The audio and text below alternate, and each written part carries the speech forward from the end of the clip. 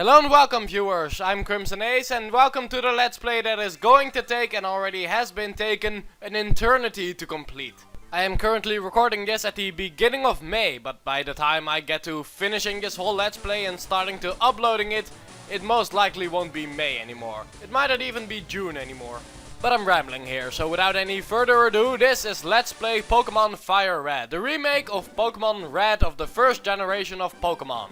Now I really don't think I need to explain what exactly Pokémon is, but I'm going to anyway, for like the 4 people on the planet who don't know. Then again, the game already explained itself in like 14 seconds, and ignore Mr. Ah here, that was just a test recording.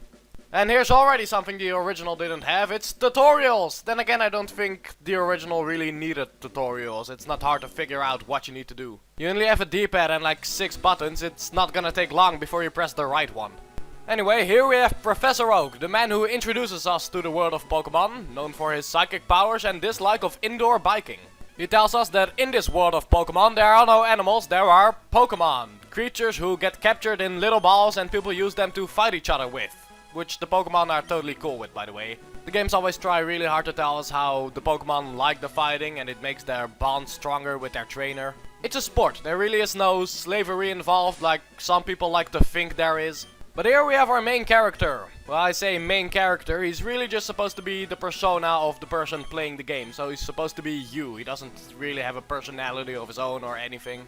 He's just what you use to walk around in this world. He does have an official name though, it's Red, but I just named him after my username, which just so happens to be a shade of red. But here we also have our rival, which we can also name, and who the fuck would give me the option to name someone I'm not supposed to like? Of course I'm gonna take advantage of that, just like everyone else in the 90s did. So here we have our rival for the game. Dipshit.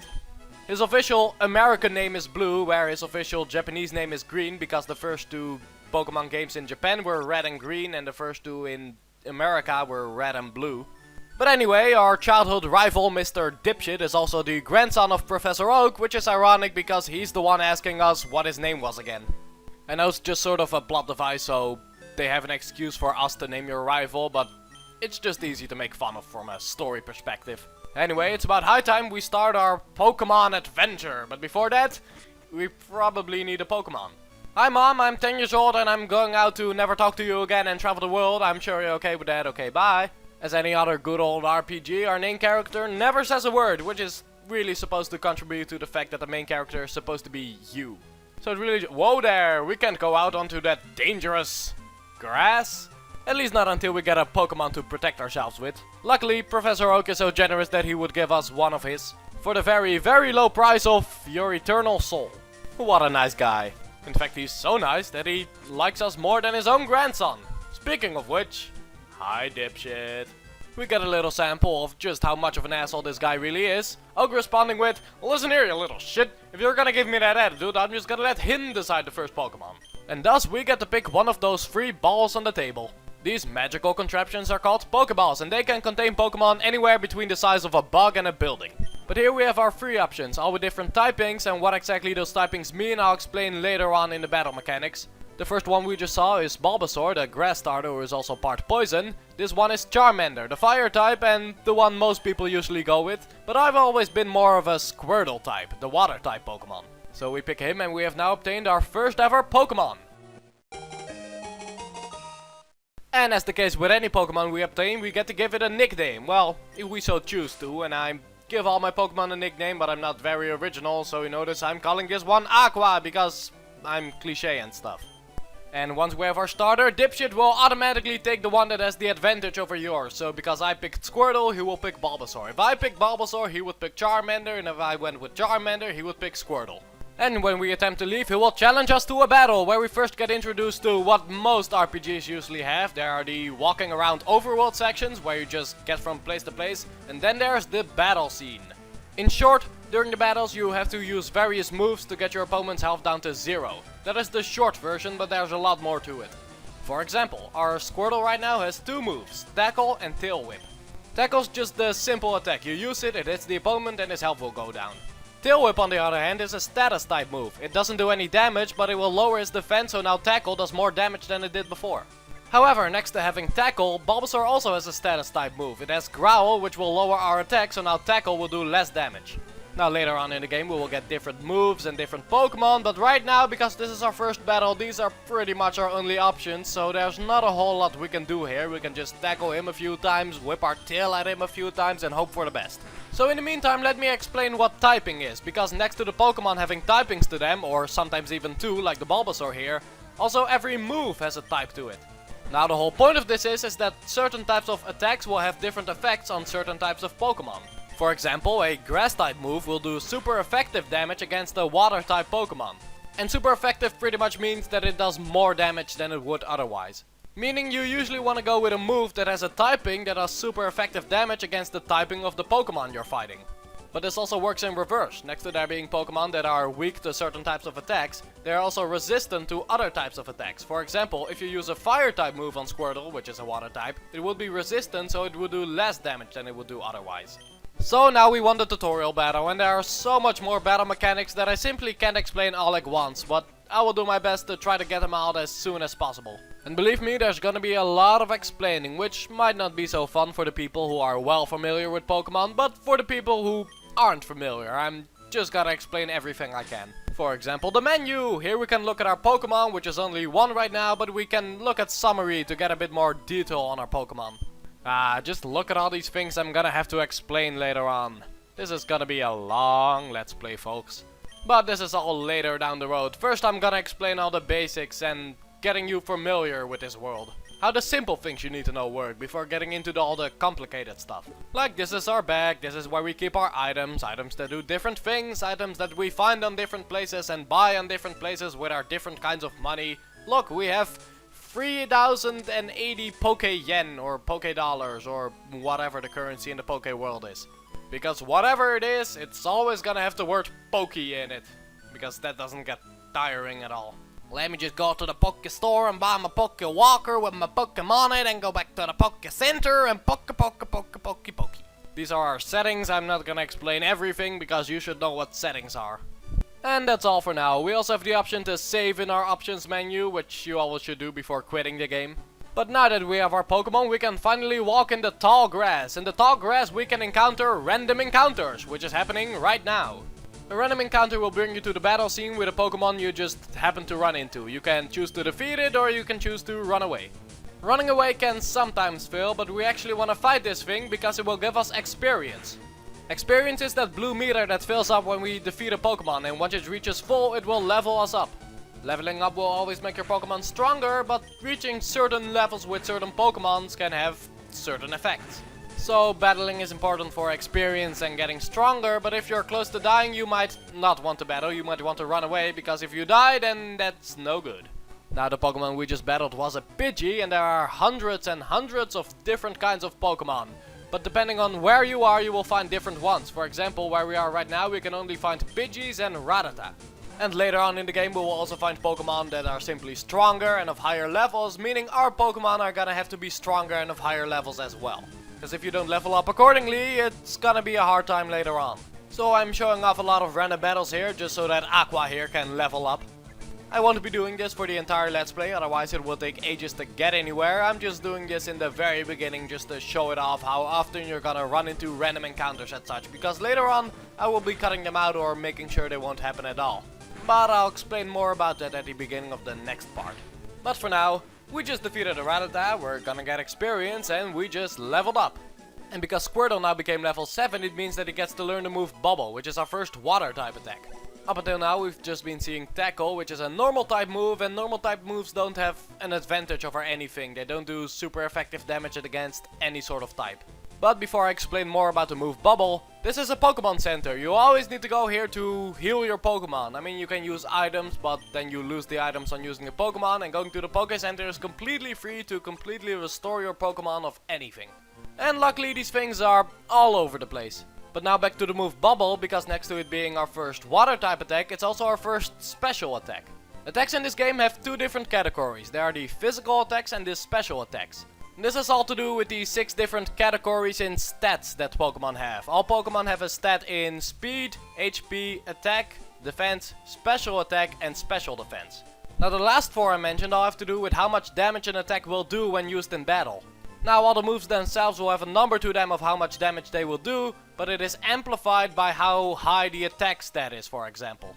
But then the damage is lowered by how high the defense stat is of the Pokemon that is being hit by the attack. Now that is with a physical attack. When you use a special attack it will do pretty much the same, but instead of using attack and defense it will use special attack and special defense to determine how much damage it will do. And then the 2 stats that are left are HP, which is just how much health a Pokemon has, and speed, which decides which Pokemon moves first during the battle, which get the first attack. Now those 6 stats are permanently built into the Pokemon itself, and they will only get higher as you level up your Pokemon. So a status move like Growl will only lower my attack for that battle. When we get out of that battle, it's back to how it always was. So that was just a lot of explaining. I'm sorry if you didn't follow all of that, but I'm glad I got all of that out of the way now. In the meantime, what happened on screen? We went to Viridian City, got Oaks his Parcel, and now he's gonna give us a quest. A reason to travel the world. But first, Dipshit. He comes in and says stuff that the Dipshit would say, but now about that quest. Oak is going to give us the Pokédex, a device that records information about Pokemon. And he wants us to go out into the world and collect data on every single Pokemon there is. So that is our supposed goal for the game. I say supposed because it's not really considered your actual goal for beating the game. In fact, nowadays people don't really go after completing the Pokédex to its fullest. To beat the game the way it's considered beating the game is something we'll get explained later on at the end of this video. But more on the Pokédex, because running into the Pokemon and finding the Pokemon isn't enough to actually collect the data on the Pokemon. In order to get the data, we need to capture it. So in order to capture the Pokemon and collect the data, Oak gave us 5 free Pokeballs. Now the game truly begins, because from here we get to decide which Pokemon to capture and which to use in our party. Decide which ones we're gonna use and get stronger with, the ones we're gonna beat the game with, and there's a lot of things to choose from. However, we can't use all of them at once. A Pokemon party can only have 6 Pokemon at a time, the rest will all be stored at the PC box in the Poké Center. So you can always go to the Poké Center and switch which Pokemon you're using, but as for anything outside of the Poké Center, you're only gonna have 6 at a time. Now if I want to, I can go here on Route 1 and try to catch a Pidgey or a Rattata. However, I'm really not very interested in using those Pokemon. The only Pokemon you're gonna see me capture are ones I'm actually gonna use in my party. Normally I would be going out of my way to capture every single Pokemon I see, but because this is a Let's Play, I just want to get a move on. But don't worry, I'll still be showing off how to capture a Pokemon within this video. But for now I'm just running away from a lot of random battles, because I'm still not editing. I want to show off how it's gonna look like going through a route and running into Pokemon all the freaking time. However, as I said before, this is the only part where I'm gonna be doing this. The rest of it, it's kinda gonna be a little bit illegit in terms of what a playthrough is gonna look like, but once again I'll explain more about that in the next part. Anyway, I think it's about time I show off how to capture a Pokemon, and there is a specific Pokemon I'm going to want, which is found here on Route 22. However, a route always have multiple Pokemons on it, so if you're looking for a specific one, it might take a few tries to actually find that one. Luckily, I have the power of editing on my side, so I can make it look like it's the first one I ran into, when in reality it just took a few tries. Also, the routes also have different percentages as to how likely you are to run into this Pokemon as opposed to the other Pokemon. And it's always the really shitty Pokemon you're gonna run into as opposed to the really good ones that have very low percentages of running into. Anyway, this is how you capture a Pokemon. You need to lower its health without killing it. If you do kill it, the battle will end and you won't be able to capture it. So when you're ready, you throw a Pokeball, and depending on how low its health is, the more likely it is to stay in the Pokeball. So you can throw the Pokeball if it's still at full health, but it's probably not gonna stay in there. But that is also combined with the catch rate of a Pokemon. Every certain Pokemon, so every Pokemon species, has a catch rate assigned to it, which is pretty much just a number which decides that what Pokemon is easier to capture than what other Pokemon. But we have now captured our first Pokemon, and I'm gonna give it a nickname. I was gonna call it Monkey Man, and I noticed it's a female, so I can't really call it Monkey Man, so I thought I'd call it Monkey Woman, and then I noticed I don't have enough character spaces to actually call it Monkey Woman, so now it's gonna be called Monk Woman. So give me a minute to have that realization, because obviously this isn't recorded live. I already recorded what's going on screen, and now I'm separately recording the voice, but that's all about how I do Let's Plays, and I think that's pretty obvious by now. Anyway, why would I capture a Mankey? Mankey is a fighting type Pokemon, and fighting type attacks are good against normal type Pokemon. And in the beginning of the game we're gonna run into a lot of normal type Pokemon, so this guy will help, or this girl will help getting things over with a bit quicker. And now there's one more Pokemon I want to capture, and actually finding this one is gonna be a pain in the fucking dick, which luckily you don't have to sit through because once again I have the almighty power of editing. But yeah, the next one is rather well known, whether it's famous or infamous, but it has a 5% chance of actually finding one, and I was here for about 20 minutes. But I sat through it because it's also a pretty useful Pokemon to have in the beginning of the game. Also kind of for later, but before we're allowed to go anywhere, this is Old Man. If you try to go this way any earlier before getting the Pokédex, this man will be blocking the way with his gigantic hangover. Actually, that part was censored later on. Now he's just blocking the road because he didn't have his morning coffee yet. Anyway, he's here to give us the tutorial on how to capture a Pokemon. Even if you already know how to capture a Pokemon and already captured a Pokemon like I did, you're gonna have to sit through this anyway. Also, apparently he's a lucky fucking bastard because he can capture the Pokemon without even damaging it. Oh, by the way, he's capturing a Weedle, which is a bug poison type. And I have a feeling we're gonna see more of those guys later on, just call it a hunch. So now we apparently know how to capture a Pokemon, even though he didn't even show us that you need to damage it first without killing it. Yes. Thanks, Mr. Old Man, it's not like I already had a Mankey. Pro tip for game designers, always try to make your tutorials optional.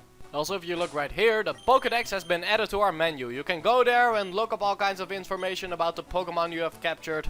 Also a little bit of information about the Pokemon you have seen but have yet to capture, but it's kind of insubstantial. But you can see where you can find those Pokemon, so that's always useful. And to be honest, I never really do anything else with the Pokédex. I mean, why would I really care about its diet if I'm not gonna feed it anyway? But now we're here in Viridian Forest. We're not gonna explore this place in its entirety just yet, not until the next video. We're here to capture a specific Pokemon, which once again only has a 5% chance of running into, and I've editing, so it just looks like I got it on my first try right here. But in reality, I really wasn't that lucky and I had to look for this thing for a while. Anyway, this is Pikachu, the mascot of the entire Pokemon series. Most people either love him or hate him. I really don't care about the little fuck, but he's pretty useful early on, so to the balls with you. With the Pokeballs, that is. Pikachu here is an electric type, and it's really the only electric type you're gonna find for a while. You don't really run into any wild electric types until very much later in the game. So for the sake of having a variety of types of Pokemon in my party, I'm gonna capture this one and give it a pretty appropriate nickname, if I say so myself. I think it's also a appropriate time for sort of an apology, because I'm very slow in looking for the letters, so you're always gonna see the give your Pokemon a name screen for a while, because I'm just not very fast at doing this. Luckily I don't capture Pokemon all the time, so you're not gonna see a whole lot. But here we have the third member to our party, it's Mascot the Pikachu. So for now it's bye to Viridian Forest, I will be back for you later. Actually, you can go there right now, but there's sort of an optional battle I want to show off. And this one I actually find pretty difficult, so I'm gonna do something you're gonna see me do a lot during this playthrough, and that is editing out me training to get my Pokemons of a higher level. Well, actually I'm not gonna do a whole lot of grinding, I'm actually gonna cut out a lot of trainer battles, but once again I'm gonna explain it in the next part. Here I'm going back to the Poké Center to heal up all my Pokemon, which also has a nice jingle. I always love that jingle. But anyway, I am now going to exit the Pokemon Center, and at the moment I exit, I already grinded. I don't really like having a noticeable edit on screen, so I always hide it with some sort of fade in, fade out that is already in the game, so I won't actually have to insert one, so you think it's part of the game and you won't notice any sort of edit, but they were there anyway. So now I already grinded, you noticed my Pokemon were of a bit higher level. So now we can do that battle that I honestly have kind of trouble with sometimes. Mostly because early on you don't really have a lot of options in terms of how many Pokemon and how many types you can use, because the game just doesn't give you as many yet. But of course, who else could it be than good old Dipshit. Howdy mate, how's your birth certificate? Oh, battle time. Luckily he only has 2 Pokemon, and one of them is still the Bulbasaur he's always gonna hang on to, just like we're always gonna hang on to our starter, because, well, you don't have to, but I like doing that. But his new Pokemon is a Pidgey. Pidgey is a flying type Pokemon, and flying type Pokemon are weak to electric type attacks, hence I have a Pikachu. Also his Pokemon are a lot higher level than mine, so That's also a problem I'm gonna encounter multiple times throughout this playthrough, so maybe I should have grinded a little bit more. But it's also satisfying to beat someone without having to grind, or even when they are a lot higher level than you. Then you just feel like you did a good job with using strategics and you have the right Pokemon and yada yada yada. So the Pidgey didn't take very long, and the reason I probably had a bit of problem with this battle was because I actually chose Squirtle, because that means he has Bulbasaur. Bulbasaur is grass poison, which makes him resistant to both thunder type attacks, or electric type attacks, water type attacks and fighting type attacks. All the attacks I have except for normal type, which especially isn't super effective, so at the very least I can go with neutral attacks. And never mind, I just noticed that Monk Woman has yet to gain any fighting type moves, which reminds me something I needed to bring up about the physical attacks and the special attacks. If an attack is physical or special, it is decided by the type of the attack. So for example, water type attacks will always be special attacks. However, this mechanic gets changed in Generation 4, where whether it's physical or special is decided by the move itself regardless of the typing. So there will actually be, for example, physical type water type attacks. I honestly do prefer the way it is nowadays, but because this remake is still within Generation 3, we don't have that just yet. And now that I'm once again talking about the moves anyway, I'm still gonna mention a few more things about the moves. For example, every move has power points, or PP. How many you have is dependent on the move itself, but when you run out you can't use that move anymore until you either go to the Poké Center or you use some item to get the PP up again. So pay attention to that. And the two other things that attacks also have are the damage. Damage I already mentioned is how strong the move is and what moves are stronger than other moves. And the other one is accuracy. The accuracy is how likely a move is to hit or miss the Pokemon. So how lower the accuracy, how more likely it is to miss the Pokemon you're trying to hit with it. So if the attack will actually connect is partially calculated with the accuracy of the move itself, but it's also partially calculated with the evasion stat of the Pokemon you're trying to hit. Now the evasion stat is not part of the other 6 stats I already mentioned because it doesn't get leveled up in any way. At the start of the battle, evasion will always be at 100 for both Pokemon until you change that using the status move somehow. Same goes for the accuracy stat the Pokemon also had, regardless of the accuracy of the move itself, which those two are seen as the two invisible stats, because they don't actually change before you actively change them during that one battle.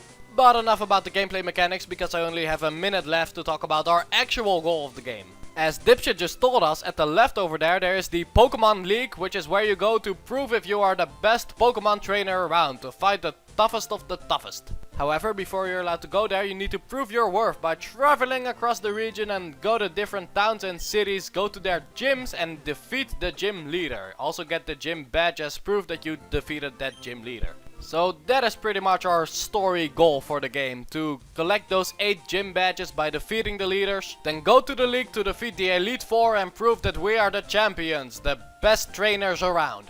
Also, there's actually a gym right here in Viridian City, but the gym leader isn't there right now, so I guess we're gonna have to go to the other ones first. So I think that's all the explaining I wanted to get out of the way in the first part, so I'm glad I'm done with that. So join me next time when we go through Viridian Forest for real this time, after I'm done talking to random people I really shouldn't be talking to. Give me a minute. Next time!